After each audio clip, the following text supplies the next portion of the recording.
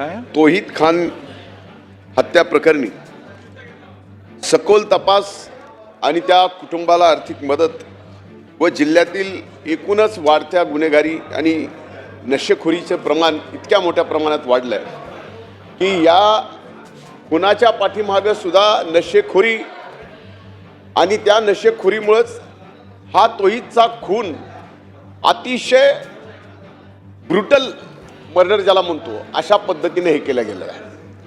मी पोलिसांचे आभार मानतो की 48 तासात या ज्याचा खून झाला तर मयत तौहीदचा 48 तासात 2 आरोपी त्यांनी गजाआड केले. पण आजही सर्व समाजाची आणि त्या कुटुंबाची मागणी आहे की याची सखोल तपासणी करण्याची गरज आहे. एवढंच नाही तर त्यांना ते कुटुंब एवढं गरीब आहे, लहान 3 मुली आहेत, कोणीही बघणारं त्या कुटुंबात नाही. शासनाने त्यांना आर्थिक मदत सुद्धा करण्याची गरज आहे.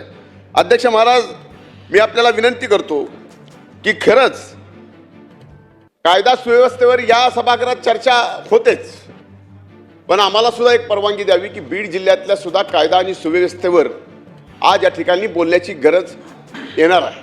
म्हणून मी आज औचित्याचा मुद्दा उपस्थित करत असताना तौहीद खान आणि त्याच्या परिवाराला आजही वाटतं की काही याच्यात संशयी आहेत, ते पकडले गेलेले नाही आहेत. आणि याचबरोबर ह्यांचा जो करता कुणीतरी हे प्रकरण सगळं घडून आणलंय ते सुद्धा सापडला पाहिजे. या बाबतीत शासनाला आपण निर्देश द्यावेत आणि त्याचं निवेदन शासनाचं आज सभागृह संपेपर्यंत मिळावं. अध्यक्ष महाराज, जो काही कार्यक्रम पत्रिका कामकाजाचा क्रम दिलेला आहे त्याच्यामध्ये 3 आणि 4 आणि 5 आता औचित्याचे मुद्दे सुरू झालेले आहेत.